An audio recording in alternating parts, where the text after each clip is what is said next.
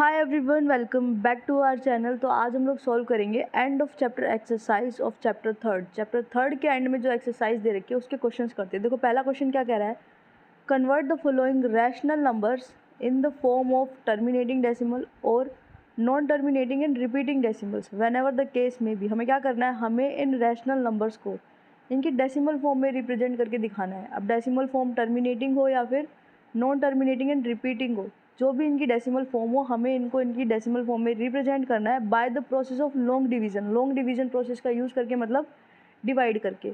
ठीक है, पहला है 3/50।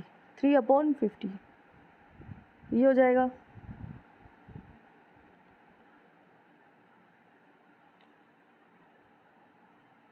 यहाँ पे 0 आएगा तो यहाँ पे 0 पॉइंट। अब भी 30 इज़ लेस देन 50, एक 0 लगाना पड़ेगा। अगर यहाँ एक 0 लगाएंगे तो यहाँ भी एक 0 लगाना पड़ेगा। अब 5 6 होता है 30, तो 56 जा कितना हो जाएगा 300। 56 जा हो जाएगा 300, कैंसिल हो गया। तो 3/50 की डेसिमल फॉर्म कैसी आ गई, 3/50 की डेसिमल फॉर्म आ गई 0.06। और ये क्या है, टर्मिनेटिंग। This is terminating.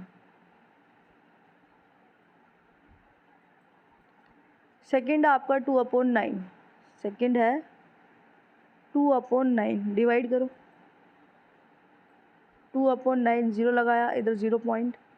9 2 ज़ा 18, माइनस करेंगे 2, फिर 0 लगाया, फिर 9 2 ज़ा 18, फिर माइनस करेंगे 2, फिर 9 2 ज़ा 18, माइनस करेंगे 2, मतलब ये 0.222 यही आता जाएगा। इसकी डेसिमल फॉर्म क्या आएगी, 0.2 के ऊपर बार लगा सकते हैं हम, तो इसकी डेसिमल फॉर्म आएगी 0.2 बार। और ये कैसी डेसिमल फॉर्म है, नॉन टर्मिनेटिंग एंड रिपीटिंग, या फिर रीअकरिंग भी बोल सकते हैं। नॉन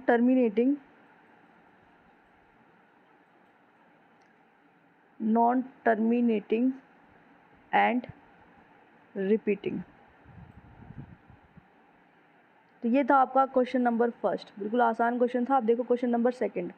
क्वेश्चन नंबर सेकंड क्या कह रहा है, prove that √5 is an irrational number. हमें प्रूफ करना है कि √5 एक इर्रेशनल नंबर होता है। जैसे हमने √2 को किया था वैसे ही √5 को करेंगे, बिल्कुल सेम स्टेप्स होने वाले हैं। सबसे पहले क्या करना है, सबसे पहले हमें मानना है कि √5 एक रैशनल नंबर है। Let √5 is a rational number.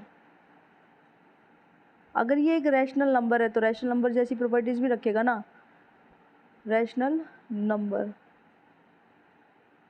अगर ये एक रैशनल नंबर है तो √5 P/Q टाइप का होगा। So √5 is equals to P/Q। P/Q जैसा होगा क्योंकि ये एक रैशनल नंबर है जहाँ पर P एंड Q इंटीजर्स है। Where P and Q are integers, where P and Q are integers and Q is non-zero। Q should be non-zero, क्योंकि अगर Q 0 हो गया तो डिनोमिनेटर 0 हो जाएगा, और किसी रैशनल नंबर का जब डिनोमिनेटर 0 हो जाता है इसका मतलब वो रैशनल नंबर डिफाइन ही नहीं होता। And P/Q in the simplest form. P/Q is in the simplest form. Simplest form का मतलब है कि इनके पास 1 के अलावा कोई कॉमन फैक्टर नहीं है। P/Q is in the simplest form.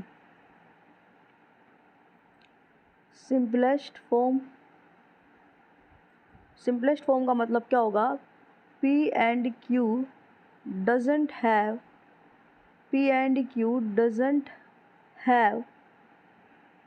common factor other than 1। doesn't have common factor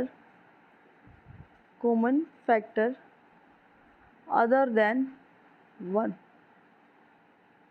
1 के अलावा इनके पास कोई और कॉमन फैक्टर नहीं है। ठीक है, यहाँ तक क्लियर हुआ। अब देखो क्या था, √5 इक्वल्स टू P/Q है, तो इसको हम लिख सकते हैं √5/1 लिख सकते हैं ना, कोई दिक्कत नहीं है। √5/1 इक्वल्स टू P/Q हो जाएगा। अब इसको कर दो क्रॉस मल्टीप्लाई करेंगे तो ये क्या आ जाएगा, √5 इंटू Q, और ये क्या हो जाएगा P/1। तो √5 into Q equals to P/1 हो जाएगा। √5 इंटू Q मतलब √5Q and P/1 is P। अब दोनों साइड स्क्वायर कर दो, on squaring both side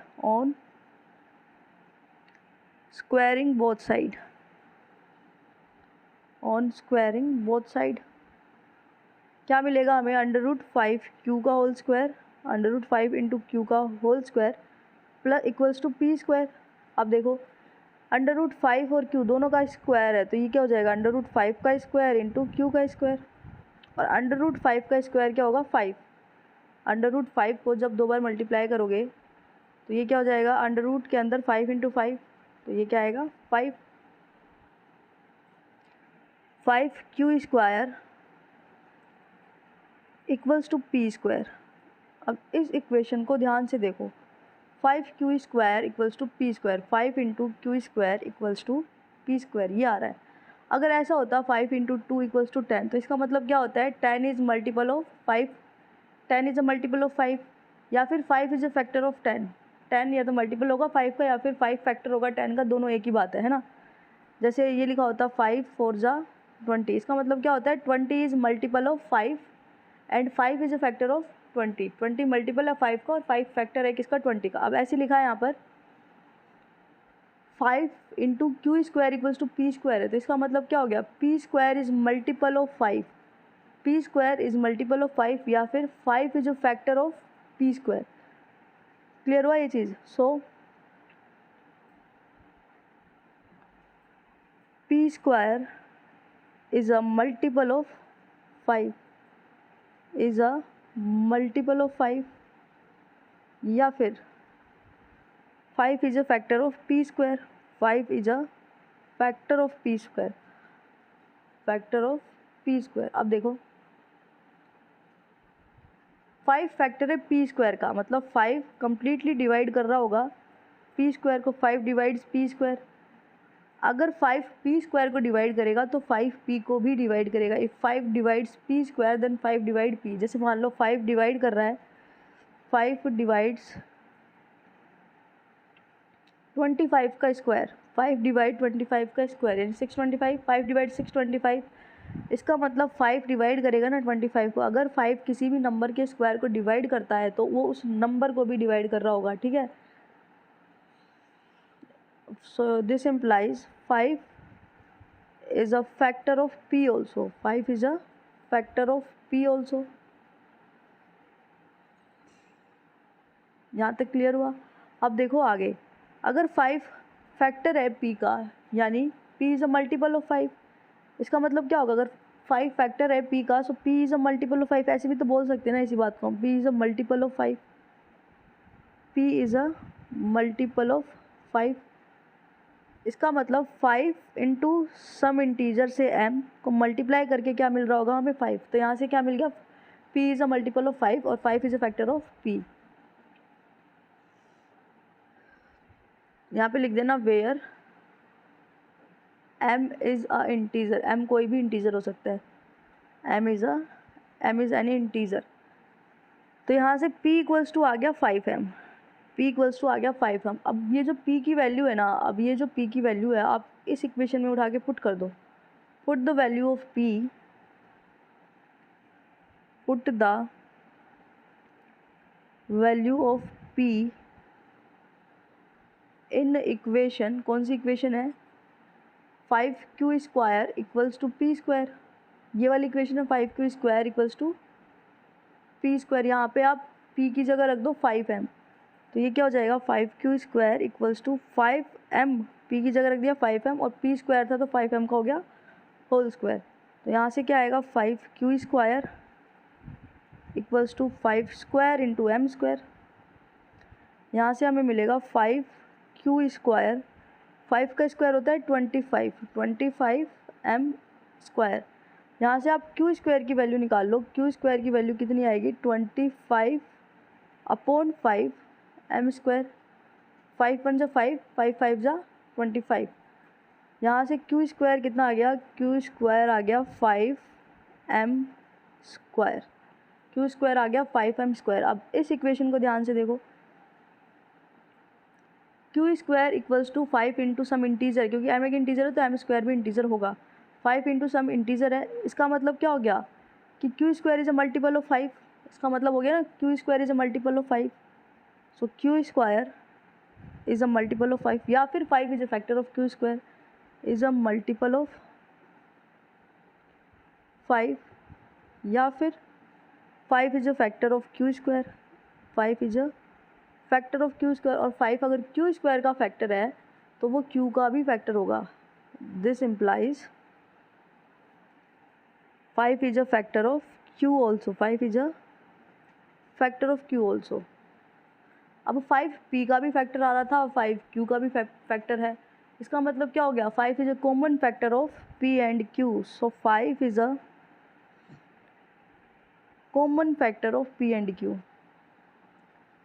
common factor of P and Q. लेकिन हमने ऊपर क्या माना था, हमने ऊपर माना था कि पी एंड क्यू के पास 1 के अलावा कोई और कॉमन फैक्टर हो ही नहीं सकता। देखो कहाँ पर, यहाँ पर ये सिंपलेस्ट फॉर्म में था। सिंपलेस्ट फॉर्म का मतलब क्या था कि पी एंड क्यू के पास 1 के अलावा कोई और कॉमन फैक्टर हो नहीं सकता, लेकिन हमें एक कॉमन फैक्टर मिल गया इनका 5। तो ये दोनों बातें एक दूसरे को अपोज कर रही है ना, एक दूसरे को कॉन्ट्राडिक्ट कर रही है। But we assumed that P and Q doesn't have a common factor other than P and Q does not have a common factor other than 1 common factor other than 1. So we get a contradiction. हमें contradiction मिल गई, हमें opposite results मिल गए। हम मान के कुछ और चले थे और जो हमने सॉल्व किया उसको तो उसका उल्टा ही आ गया। So we get a contradiction, इसी को बोलते हैं कंट्राडिक्शन। इसलिए हमने जो माना है ऊपर वो हमारी अजम्पशन ही रॉन्ग है। सो आवर अजम्पशन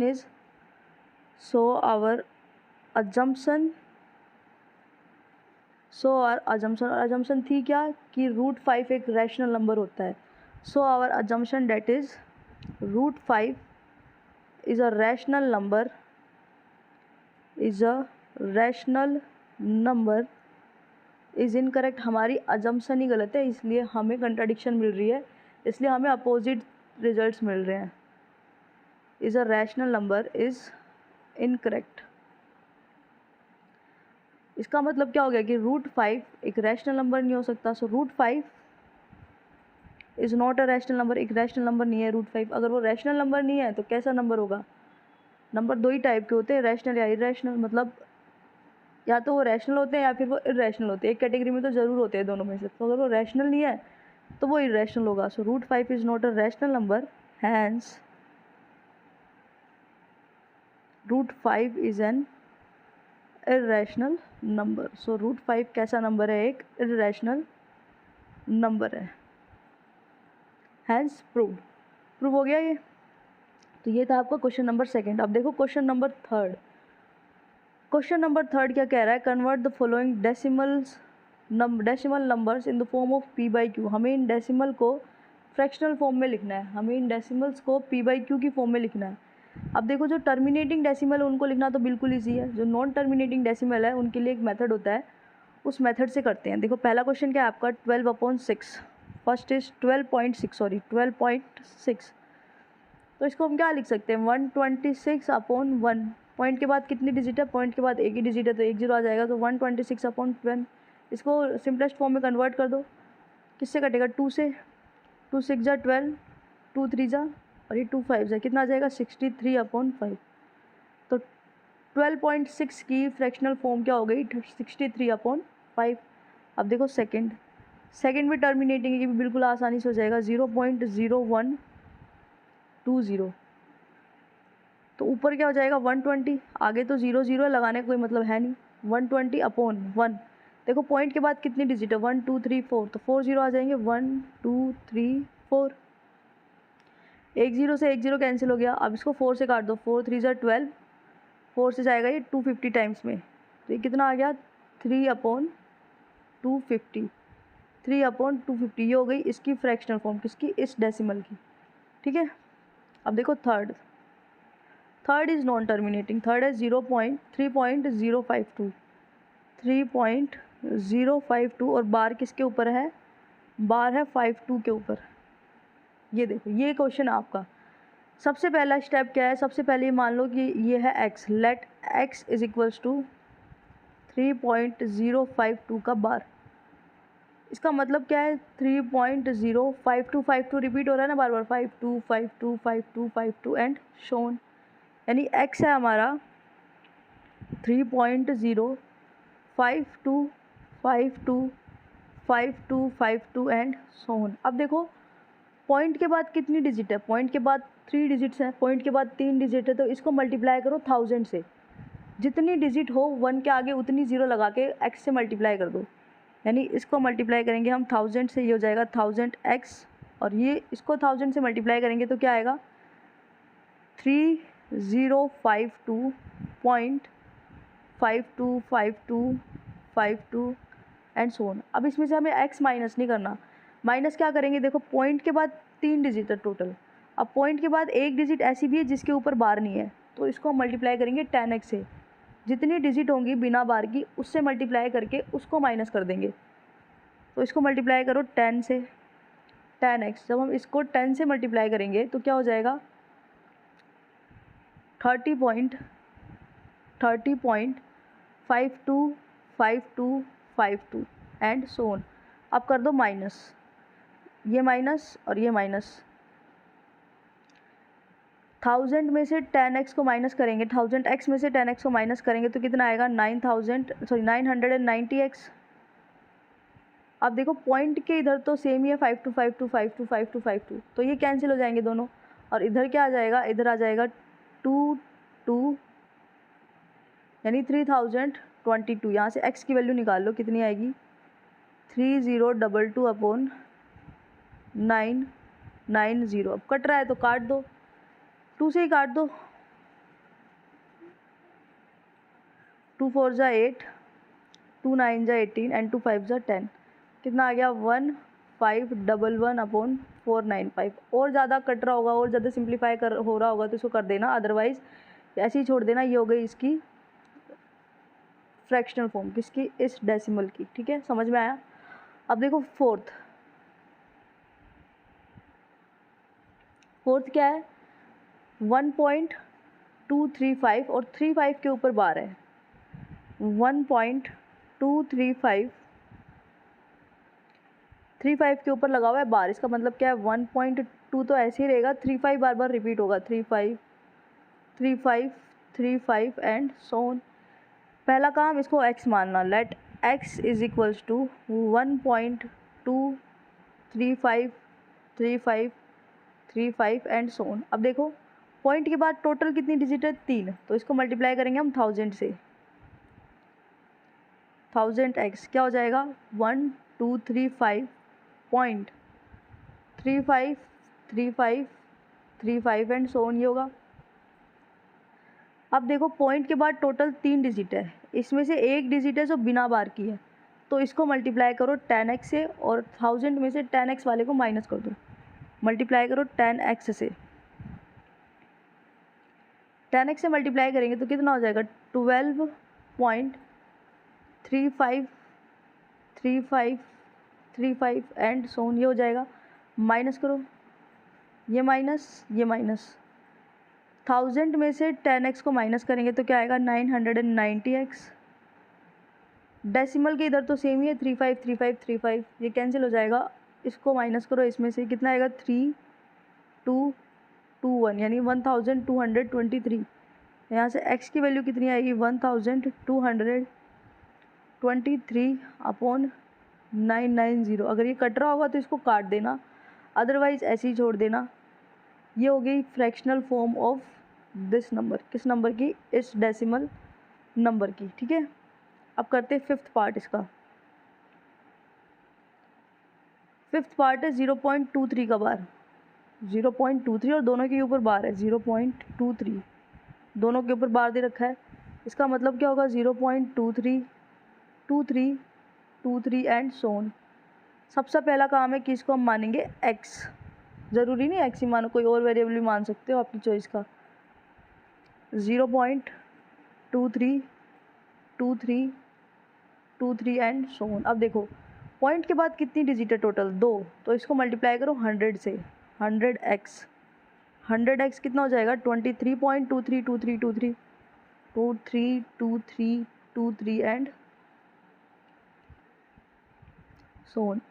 अब देखो पॉइंट के बाद टोटल डिजिट 2 है, अब बिना बार की एक भी नहीं है, तब इसमें से माइनस करना x। अगर बिना बार का कोई ना हो ना तो माइनस करेंगे हम x को, क्या हो जाएगा ये 0.232323 एंड सो ऑन। अब करो माइनस, ये माइनस ये माइनस, 100x में से 100x में से x गए तो बचेंगे 99x। पॉइंट के बाद तो सेम ही है, कैंसिल। 23 में से 0 गए तो 23, तो ये कितना आ जाएगा 23/99। तो ये हो गई decimal fractional form of this decimal, इस डेसिमल की फ्रैक्शनल फॉर्म। ठीक है, अब देखो इसका 6th पार्ट 2.05 और 5 के ऊपर बार लगा हुआ है। 2.05 5 के ऊपर बार है, ये क्या हो जाएगा 2.05555555 एंड सो ऑन। सबसे पहला काम क्या है, देखो पॉइंट के बाद टोटल कितनी डिजिट है 2, तो इसको मल्टीप्लाई करेंगे 100 से। सबसे पहला काम है x मानना, x तो माना ही नहीं है, x हो गया 2.055555 एंड सो ऑन। अब मल्टीप्लाई करो इसको 100 से, 100x, जब इसको 100 से मल्टीप्लाई करेंगे तो ये हो जाएगा 205.5555 एंड सो ऑन। अब देखो पॉइंट के बाद टोटल डिजिट है 2 और बिना बार वाली कितनी है 1 है। पॉइंट के बाद एक डिजिट ऐसी है जो बिना बार की है, यानी इसको मल्टीप्लाई कर देंगे हम 10x से और फिर उसको माइनस करेंगे। 10x से मल्टीप्लाई करो, जब इसको 10x से करेंगे तो कितना आएगा 20.5555 एंड सो ऑन। अब करो माइनस, ये माइनस और ये माइनस, ये हो जाएगा 90x। पॉइंट के लेफ्ट साइड राइट साइड में तो सेम ही है, लेफ्ट साइड में देखो क्या हो जाएगा ये 185। तो यहाँ से x की वैल्यू निकाल लो कितनी आ गई 185/90। 5 से कट रहा है, काट दो, ये कितना हो जाएगा 5 1 जा 5 एंड 5 8 जा 40, 5 3 जा 15, 5 7 जा 35, कितना हो गया 37/18। यानी x की वैल्यू कितनी आ गई 37/80। ये हो गई decimal fractional form of the decimal, fractional form of this decimal. ठीक है, अब देखो इसका 7th पार्ट 2.125 और 5 के ऊपर बार है। 2.125 और 5 के ऊपर लगा हुआ है बार, यानी 2.12 तो सेम रहेगा, 5 5 5 5 5 5 एंड सो ऑन। सबसे पहला काम x मानो इसको 2.12 5 5 5 5 5 एंड सो ऑन। अब देखो पॉइंट के बाद टोटल डिजिट है 3, तो इसको मल्टीप्लाई करेंगे 1000 से, 1000x। जब इसको 1000 से करेंगे तो ये कितना हो जाएगा 2125.555। अब देखो पॉइंट के बाद टोटल डिजिट तो 3 है, लेकिन बिना बार वाली कितनी है 2 है। पॉइंट के बाद 2 डिजिट ऐसी है जिनके ऊपर बार नहीं है, जो रिपीट नहीं हो रही बार बार। इसका मतलब है इसको 100 से मल्टीप्लाई करो, क्योंकि 2 डिजिट है तो 100 से करेंगे, 100 से मल्टीप्लाई करो और इसको माइनस कर देना किस में से, इस वाले में से। जब हम इसको 100 से मल्टीप्लाई करेंगे तो आएगा 212.5555 एंड सो ऑन। माइनस करो, अब ये माइनस 1000x में से 100x गए तो कितने बचे 900x।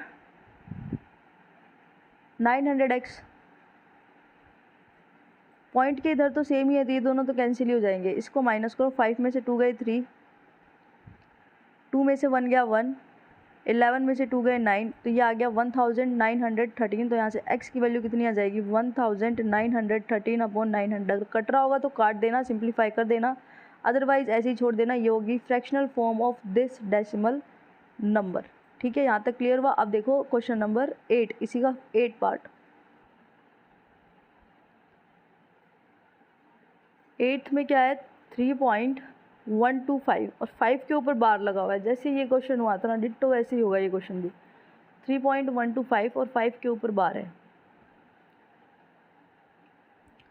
3.125 और 5 के ऊपर है बार, यानी 3.125 3.1255555 एंड सोन। तो हम क्या करेंगे, इसको हम मान लेते हैं x। Let x is 3.1255555 and so on. अब देखो पॉइंट के बाद टोटल डिजिट कितनी है 10, तो इसको 3 है, 3 पॉइंट के बाद टोटल डिजिट 3 है, तो इसको हम मल्टीप्लाई करेंगे 1000 से। ये हो जाएगा 1000x। जब इस नंबर को हम 1000 से मल्टीप्लाई करेंगे तो कितना आएगा 3125.5555 एंड सोन।